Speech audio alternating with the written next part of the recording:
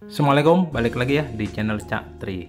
Oke teman-teman, ini adalah barang yang saya tunggu-tunggu ya, yaitu ini adalah barang sejenis action cam yang dikeluarkan oleh brand Runcam ya di awal tahun 2022 ini. Action cam ini akan saya coba review selengkap-lengkapnya, saya juga akan tes sehingga mungkin akan bisa jadi referensi buat kalian yang mempertimbangkan untuk mengambil action cam ini ya. Jadi untuk action cam ini mereknya adalah Runcam Thumb dari brand Runcam ya. Untuk spesifikasinya kalian bisa lihat di layar ya. Intinya sih selling pointnya untuk produk ini adalah bobotnya yang ringan, kemudian harganya yang murah, dan memiliki built-in gyro data sehingga bisa distabilkan nanti dengan aplikasi GyroFlow. Oke, nggak usah lama-lama, kita akan coba buka, kita lihat isinya itu apa aja. Untuk packagingnya itu sama dengan produk-produk Runcam yang lain. Oke, ini langsung dibuka, udah terlihat ya bentuk Runcam Thumb-nya itu seperti ini. Kita coba ambil dulu ya Runcam Thumb-nya. Nah, bentuknya seperti ini ya, mirip dengan Insta360 Go. Ini feel-nya ringan banget. Oke, kita coba simpan dulu. Kita coba dapat apa lagi ya di dalam box-nya. Di sini ada buku manual ya sepertinya. Kita coba ambil. Oke, buku manualnya itu seperti ini. Panjang banget buku manualnya, nanti ini perlu saya baca ya untuk saya pelajarin. Oke. Untuk aksesorisnya yang pertama ini dapat kabel ya, kabel micro USB. Bentuknya kabelnya pipih ya.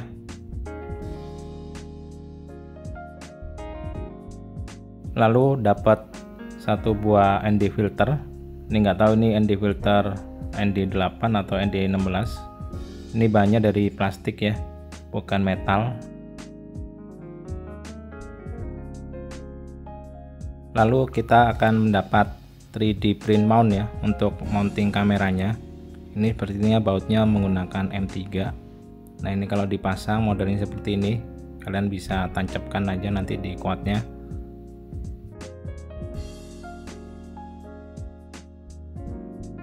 Terus aksesoris lainnya ini sama, juga dapat mounting camnya juga ya, cuman ini bahannya lebih tipis. Ini pakai plastik bening ya. Nah, bentuknya seperti ini, jadi ini lebih ringan daripada 3D print mount yang tadi. Di sini juga dapat stiker ya, stiker 3M, terus ada macam-macam baut ya. Ini baut M2 sepertinya. Oke, kita masukkan dulu. Terus ini yang terakhir kita dapat kabel konektor JST 2 pin 1,25 mm ya. Dan yang perlu diperhatikan ya di sini, ini kabel JST pinnya itu modelnya reverse polarity. Artinya kabel merah sama hitamnya itu kebalik ya. Jadi kalian mesti hati-hati ya kalau misalkan kalian beli di pasaran JST 2 pin yang sama. Ini kalian cek, ini kabelnya pastikan nggak kebalik. Saya akan coba bandingkan dengan kabel JST pin yang sama ya, size yang sama yang ada di pasaran. Coba kalian perhatikan ini, yang sebelah kiri ini punyanya bawaannya Runcam, yang sebelah kanan ini yang ada di pasaran ya. Nah, ini kalian perhatikan, tuh kebalik kan, merah sama hitamnya. Nah, ini cukup berbahaya ya, jadi kalian jangan asal colok aja ke kamera, pastikan polaritinya itu udah bener. Oke, semua aksesorisnya udah, kita tinggal review kameranya ya. Jadi kameranya bentuknya seperti ini, warnanya hitam dan bobotnya itu ringan banget ya. Untuk jenis sensor kameranya itu nggak disebutin ya di websitenya, jadi nggak tahu pakai apa. Bahannya ini juga dari plastik, mungkin untuk memperingan bobotnya ya. Untuk kualitas plastiknya ini juga terkesan agak murah ya, maksudnya nggak terlalu premium. Terus di sini ada tombol. Nah, ini bisa dipencet. Lalu di bagian samping ini ada slot micro USB. Ini akan jadi mass storage kalau kalian colok di PC. Terus di belakang ini ada soket power. Tegangan yang diperlukan itu maksimal 5 volt ya, jangan lebih. Oke, kemudian di belakang lensa kamera ini bisa dibuka ya, seperti ini. Di sini ada slot untuk masukkan micro SD. Ini support up to 128 GB. Untuk cara masukinnya tinggal diselipin aja ya seperti ini. Memang modelnya nggak bisa dimasukin sampai full ke dalam. Nah, kalau udah seperti ini kita tinggal tutup lagi case-nya seperti ini. Nah, kalau saya rasakan ya, penutupnya ini agak longgar banget ya. Jadi ini dikhawatirkan kalau crash ini pasti akan copot ya, kelempar keluar case-nya. Jadi sebaiknya kalau kalian mau terbang, kalian selotip atau kalian lem sedikit lah, biar nggak terlalu longgar ya seperti ini. Terus untuk lens covernya di sini ini bisa diganti ya. Jadi yang ini tuh normal, bening, nggak ada filter sama sekali. Ini kita bisa ganti dengan ND filter ND16. Ini udah include di dalam package pembeliannya. Nah, bentuknya seperti ini. Jadi lebih gelap ya. Ini cocoknya diterbangkan di siang, di terik ya, di matahari ketika terik-teriknya. Oke, kita balikin aja pakai lensa yang bening, yang normal. Nah, selanjutnya saya mau coba bandingkan ya bobot dari si Runcam Thumb ini dengan kamera-kamera action yang lain. Berapa sih selisih bobotnya? Oke, saya akan coba bandingkan beberapa action cam yang saya miliki ya. Yang pertama ini GoPro Hero 6 Naked. Ini beratnya di 27,1 gram. Lalu untuk Cadex Peanut ini beratnya sekitar 28,3 gram. Ternyata lebih berat ya daripada GoPro Hero 6 Naked. Terus untuk Insta360 Go yang versi pertama ini beratnya di 18,7 gram. Sedangkan untuk yang Runcam Thumb ini kalau kita timbang ini beratnya di 10 gram pas ya. Sebelum kita pakai, sebaiknya kita perlu update dulu firmware dari Runcam Thumb ini. Untuk link firmware-nya akan saya sertakan di deskripsi. Nah, ini kita tinggal colokkan aja dengan kabel USB micro ya yang udah disediakan. Kita colokkan aja ke PC. Untuk update firmware-nya itu kalian perlu download ya di situsnya Runcam. Jadi ini kita search saja Runcam Thumb firmware update. Nah, di sini juga akan ada URL yang perlu kita klik. Untuk linknya nanti akan saya sertakan juga di deskripsi. Jadi ini ada tata cara update-nya ya. Sebenarnya sih simpelnya ini kalian tinggal download aja. Nama filenya itu nanti ada zip, kemudian zip itu kalau diekstrak ada thumb.bin. Nanti file ini kalian perlu letakkan di micro SD yang ada di Runcam Thumb ya. Ini kita download aja. Oke, kalau udah, nah ini kalian perlu buka ya, perlu ekstrak. Di sini kalian perlu taruh file thumb.bin-nya ini di root akses yang dari micro SD-nya. Jadi taruh aja di sini ya. Tinggal pindahkan aja ke micro SD-nya. Oke, caranya cuman itu aja. Jadi ini udah selesai. Kalian bisa i-cek aja micro USB-nya. Terus kita tinggal nyalakan aja Runcam Thumb-nya. Setelah itu kalian tinggal colokkan aja. Kita kasih power ya untuk menyalakan Runcam Thumb ini. Ingat ini voltasenya di 5 volt, jangan lebih. Oke, ini kita tinggal powering dengan baterai 2S ya. Ini saya pakai. Ini kita colokkan aja. Nah, di sini warnanya akan jadi hijau ya, blinking. Ini tandanya firmware upgrade-nya sedang diproses. Oke, ini kita tunggu aja sampai selesai. Kalau di situsnya proses upgrade-nya ini memakan waktu sekitar 2 menit. Jadi kita tunggu aja. Nah, jika proses upgrade itu udah selesai, itu ditandai dengan LED-nya ini mati ya, atau Runcam Thumb-nya ini automatically shutdown. Oke, selanjutnya kita tinggal tes ya si Runcam Thumb ini. Saya akan coba terbangin ya pakai Quad 1S, ini Firefly 1S ya. Dan kanopinya ini juga udah saya sediakan yang bisa mounting kamera thumb-nya ini. Terus di bagian penutup micro SD-nya ini saya kasih lem biar kokoh ya, nggak akan copot kalau misalkan kita crash. Di bagian lens filternya ini juga saya kasih lem juga, jaga-jaga kalau crash biar nggak copot ya, atau kalau kita hard landing kita pasangkan aja langsung ke kanopinya seperti ini. Quad ini akan saya terbangkan ya pakai baterai 600 mAh.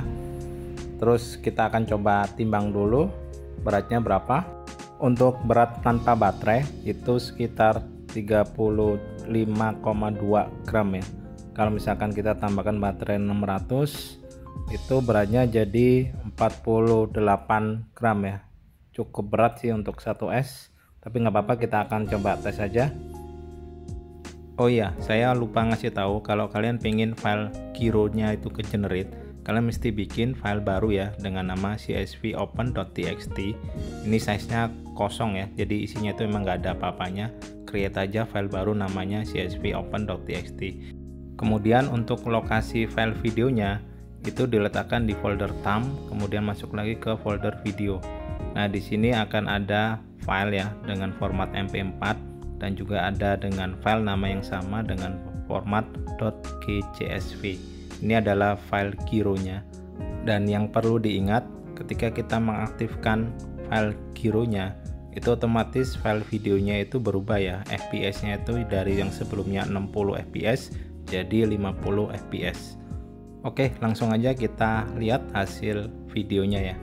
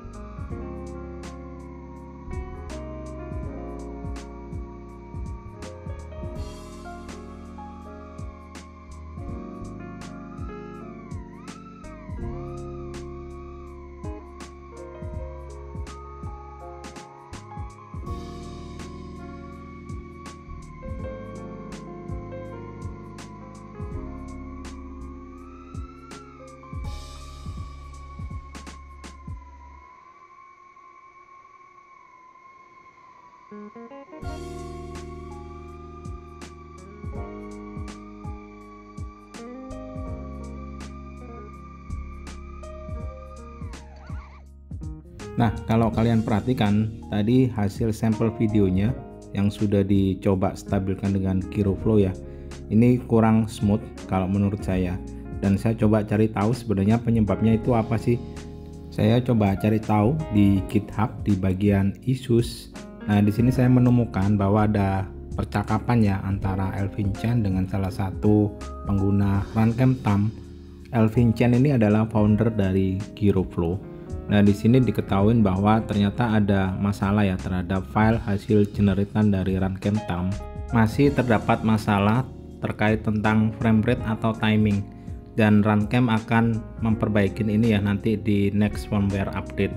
Semoga firmware-nya itu lekas keluar ya dan bisa memperbaiki segera isu ini. Kita masuk ke kesimpulan ya sekarang. Review dari Runcam Thumb menurut Cak Tri itu bagaimana? Saya akan ngomongin pros and cons-nya ya terkait dengan action cam ini. Saya akan ngomongin pros-nya dulu.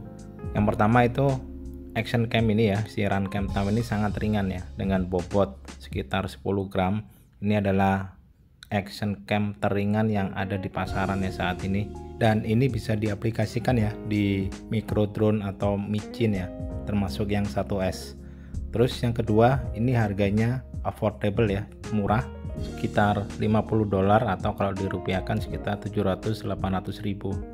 Terus keunggulan yang ketiga itu ini udah support micro SD ya, dibanding Cadex Peanut atau Insta360 Go 1 ya yang menggunakan internal memory. Ini jauh lebih besar kapasitasnya karena menggunakan micro SD. Dan yang terakhir, walaupun murah, ini udah built-in Jaro data ya. Walaupun Jaro datanya itu out of the box, nggak bisa langsung diaplikasikan di Giroflow, tapi at least dengan update firmware saya yakin ini kedepannya juga akan bisa distabilkan menggunakan Jaro data ya. Oke, lanjut kita akan ngomongin masalah kekurangannya ya untuk si Runcam Thumb ini. Yang pertama terkait kualitas video. Jadi kualitas videonya ini standar, kualitasnya masih di bawah action cam yang tadi saya sempat bandingkan ya bobotnya.